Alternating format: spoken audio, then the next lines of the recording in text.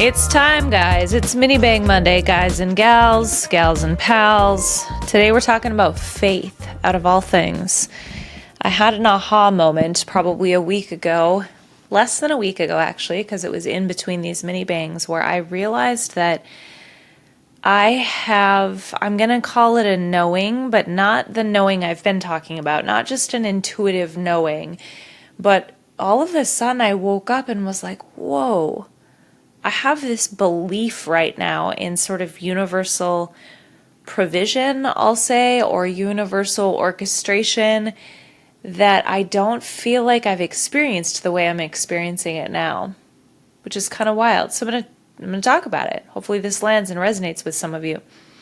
So historically, when I've thought of faith or when I've talked of faith or experienced it myself, it's been kind of almost like a hope.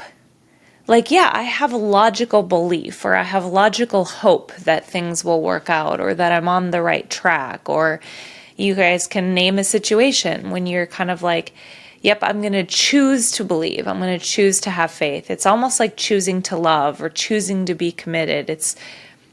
It feels more like a logical choice, or that's what it's felt like me in the past. For me in the past, like, yeah, like I'm going to choose to believe in this thing.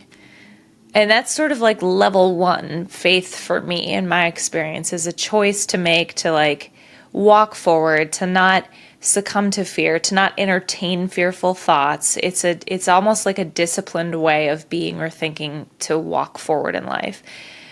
And that's an aspect of it. I think that's valuable and important. So the other day I was trying to explain this. I think I was talking to my sister on the phone, and I was explaining that I had this moment. And the best analogy I could think of was like a chair at the time. You've probably heard this analogy that every time we sit on a chair, or the fact that I live on the 5th floor of an apartment, I have faith that this thing isn't going to topple. Somebody knock on wood somewhere, will ya? Because apartments have toppled before. Anyhow, and chairs have crumbled. Maybe this whole mini bang is worth shit. Maybe this whole analogy is not a good one. Anyways, we're gonna keep running with it. So when you sit on a chair, you have faith that that's gonna hold you up, right? But I don't just have faith. I don't have faith in this chair that I'm sitting on right now because I built it. And ironically or not, a couple weeks ago, I put out this like live on Instagram because I had this big aha where I thought, oh gosh, this YouTube thing's going to work, or I'm on the right path. And you know how I know it's going to work? Because I have a track record of things working, which is true. But that's kind of a faith that's like level 2 of faith. That's looking around and still logically going, oh, let me put these dots together. Yeah, this makes sense. Or that's going, yeah, I built this chair and I know how I built the chair and I know what kind of screws I used and I know how much weight it'll hold. I logically know that the odds are good that this chair is going to hold me together, and I can have faith. But to me, that's not even really faith. That's like fact and a lack of fear based on fact, which doesn't really require a lot of faith. It is, so it's like, oh yeah, my logic is telling me that I can believe.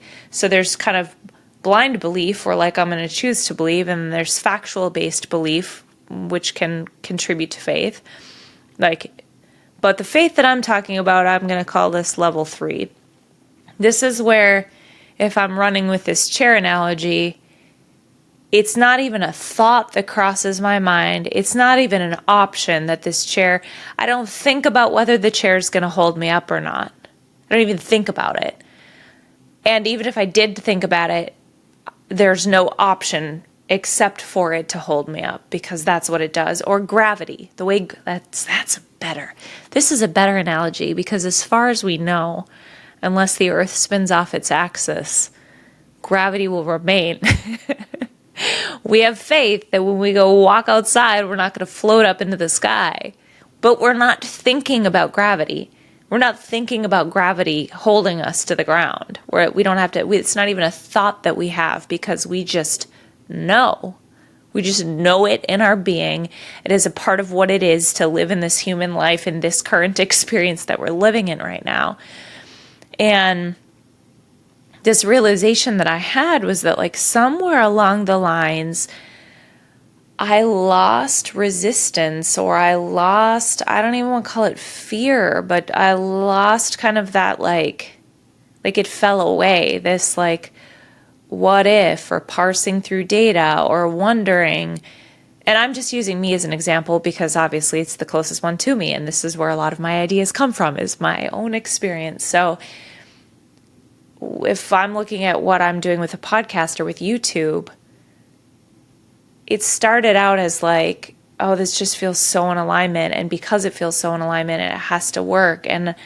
But then you have these moments of fear, or then you have these little glitches like, but you know, for you, it might be a relationship or a job, or is there going to be the money that you need, or is the health going to turn around the way you need it to, or whatever. So you have, right, doubts, fears, sort of, I don't want to call them glitches, hang-ups, little snags in your inner being that we can get stuck on. And so in preparation for this mini bang, I was just kind of thinking about this, and I don't know if this means anything to any of you guys, but sometimes when I think in pictures. And when I think about the resistance that we have within us that shows up as fears or doubts or thoughts or snags, whatever those are, I've had this image lately in my mind, 2 images actually.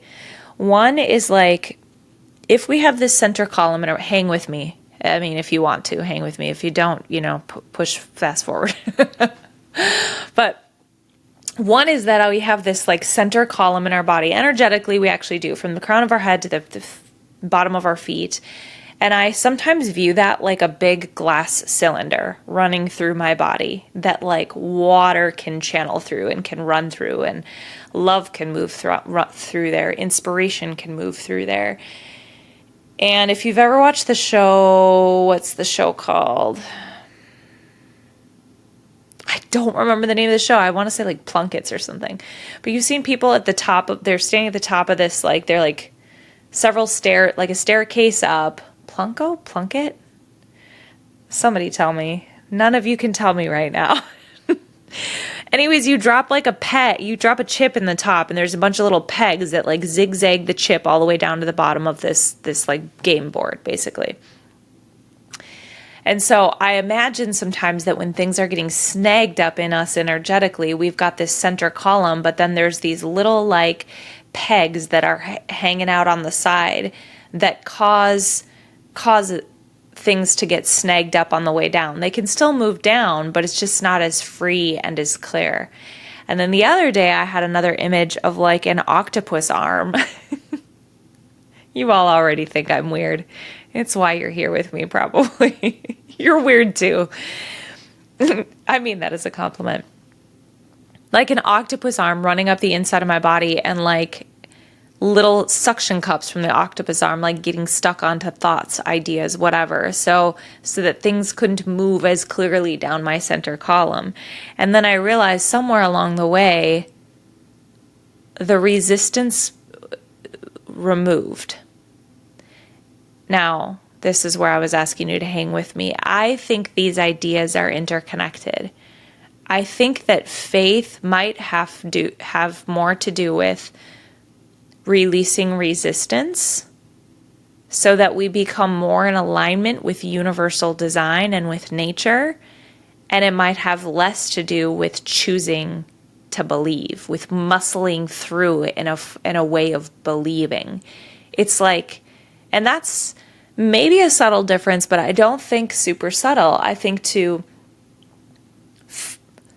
become aware of where we have resistance and to let the resistance go, because I think that faith, love, freedom, radiance, all of that is the core of who we are.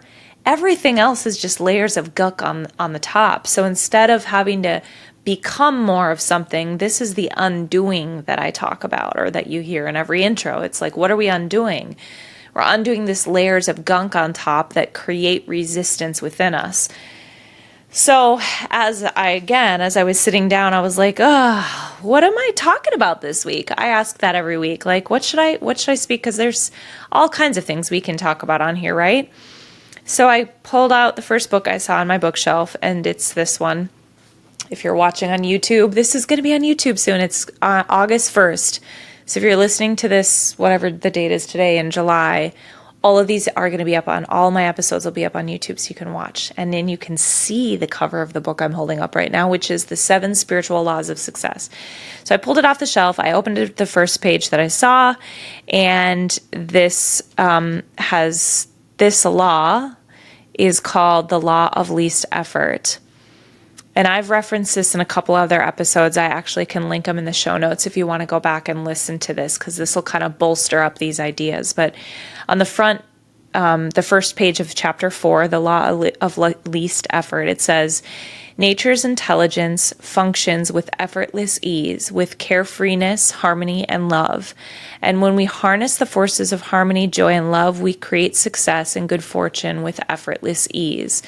So I was like, oh, it is that ease. It goes on in the first few pages to talk about, here's another quote from Lao Tzu, Laotzu.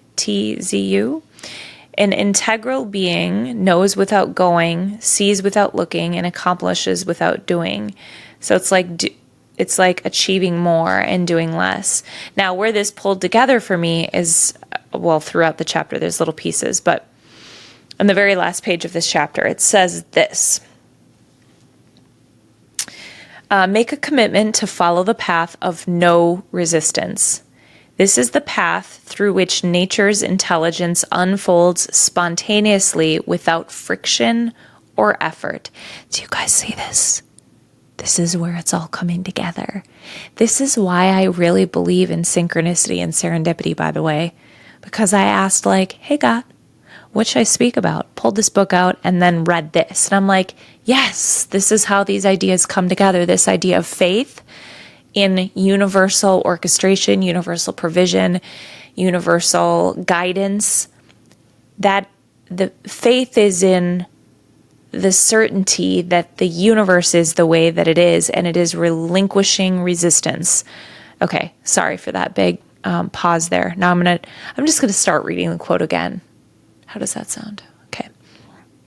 Make a commitment to follow the path of no resistance. This is the path through which nature's intelligence unfolds spontaneously without friction or effort. When you have the exquisite combination of acceptance, responsibility, and defenselessness, you will experience life flowing with effortless ease. When you remain open to all points of view, not rigidly attached to only one, your dreams and desires will flow with nature's desires. Then you can release your intentions without attachment and just wait for the appropriate season for your desires to blossom into reality. You can be sure that when the season is right, your desires will manifest. This is the law of least effort. And earlier in the chapter, he talks about, this is Deepak Chopra, he talks about a flower doesn't need to try to bloom. Birds don't try to sing. And I've referenced this before in some of my episodes, that nature doesn't try to accomplish what it needs to accomplish. It accomplishes it in the right time, in the right way. They are laws, the law of gravity. It is law. And what gets in the way is, one of the things I should say that gets in the way is us just resisting what is not natural. So what is faith then? To me right now, faith is, it's like a knowing without thinking. It just is. It is knowing without thinking that I'm not going to float in the clouds when I walk outside. It is knowing that the flowers blossom in the right time, that the birds just sing, that we are nature, that we are connected to nature, that when we are in alignment, again, when we are really in alignment with what is totally natural to who we are, then there's just like no question if the chair is going to hold us up. It just is, because it's law. It is because we are nature. It is natural because we are nature. So this week, I think when we feel that resistance, or when we sense that resistance in our body, in those snags, whether they're doubts or those fears, my 2 cents on how to handle those so that they can be moved out of the way. It feels really simple, but I think it's actually just bringing awareness to them. So, if I had a thought that was like a week ago, when I'm having a thought like, oof, Jen, you don't know how to do Adobe Pro. You're just going to need to hire somebody. You sure you want to hire somebody? And me just like being the observer of that thought and having a loving, compassionate, patient approach with it, and just going, I see you. I see that thought. It's like shining a light on it causes it to dissipate, and acknowledge it rather than fighting the thought. When we resist the resistance, we just create more of the same. It actually makes the thing bigger. If I was like, no, then I'm just putting this focus on this thought and making a fight out of something that doesn't need to be a fight. If you've ever been a tug of war, like actual tug of war, pulling a rope, there is no game if somebody lets go of the end of their rope. There is no war. There is no fight. Without resistance on the other end, there's no more resistance. So when we feel the tension within us, when we feel something wanting to pull, to push, to fight, we can go, I see you, and then we can let go of our end of the rope by not resisting it back, by not fighting the resistance. We just acknowledge it and walk away. And many of the times when there are those little thoughts, that's the ego. This is part of how I think we bring ego death too. When we acknowledge it but don't feed the ego with more fear and more time and more thoughts, the ego slowly starts to die and realizes that it's also like a child. Have you ever had a child who throws tantrums and then you decide you're going to finally put your foot down on something? The tantrums get bigger and louder before they go away because they're actually seeing how far they can push and test you. I think our egos are like toddlers. And so they bring in resistance in the way of fear or doubts or whatever it might be. And if we fight it back, if we show up to the fight, to engage in a fight, it's going to create more resistance. But if we just say, no, that's it, I see you, I can appreciate that fear, and I'm going to walk away from it, eventually it tires out, and it's like, all right, I know that doesn't work anymore. And I think then that's how you start to elevate to the next level and raise your vibration further. Now, sometimes we might have bigger fears, and they're not just little flitty thoughts, they're bigger. I think the approach is the same, but with a little bit more nuance to it. In psychology, we call this parts work. So if you have a part of your mind that is really loud, or maybe it's been through a form of trauma, maybe even just a mild trauma that you were bullied by somebody, or you had a really horrible experience in the past and it just feels like a harder thing to get past in your mind. Sometimes we need to give that part of ourselves the microphone and let them speak and be heard, so they can stop screaming. It's like, all right, child, I hear you.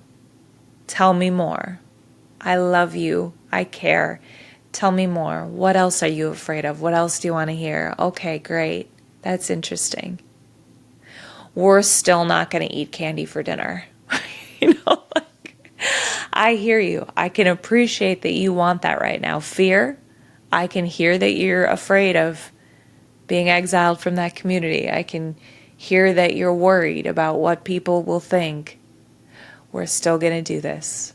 So sometimes you just got to give the mic to that part of yourself, journal about it, talk to a friend about it, let that be heard, but it doesn't mean that you go in there and go, you know what, maybe you're right.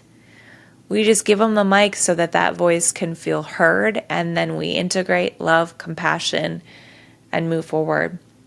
And I think you will see the resistance start to strip. Because I was reflecting for this, I was like, where did that resistance go? How did I handle it? This is just my experience of how I handle it when those things come up. And then to wake up and go, oh, I just feel like I know I'm not going to float away. I just feel like I know this chair is going to hold me. I just feel like I know that I'm on the right path and this YouTube thing is going to work, whatever work looks like. I just have a knowing that is without evidence, that is without data, and that is not just a blind hope. It's not just a wish. It feels like a knowing, like a law, like I'm living in a universal law right now. Wow. That's wild. So, where do you have resistance this week? Where is faith? Where do you need faith to abound? And if it's not abounding, and if you're at level 1 and you're like, I'm just choosing this right now, that's good too. You can work with that and then start just becoming aware of when your mind brings in fear. Just remember this too, just a quick reminder for you. You are not your thoughts. You are not your feelings.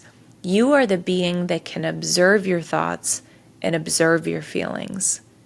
So when your thoughts show up and their doubt and their fear and their whatever they are, you are not that thought. That is not who you are.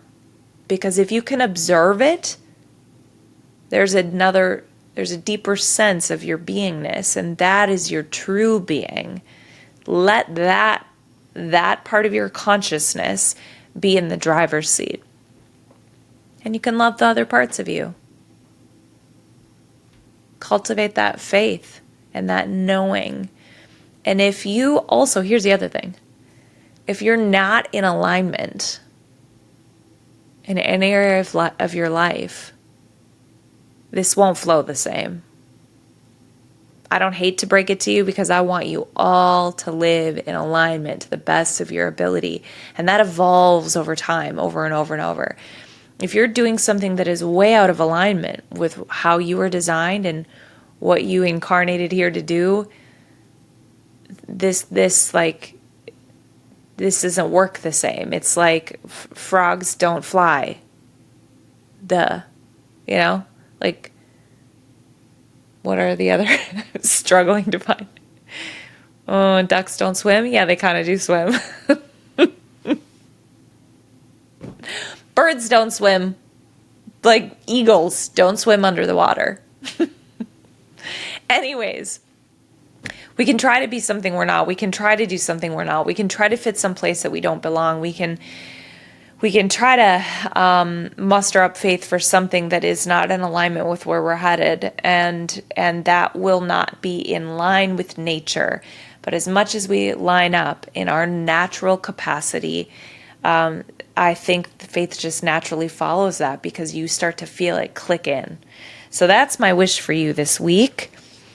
Let go of that resistance, love it, acknowledge it, and keep making choices that feel really in alignment with who you are, and watch the magic unfold, babes. All right, have a banging day.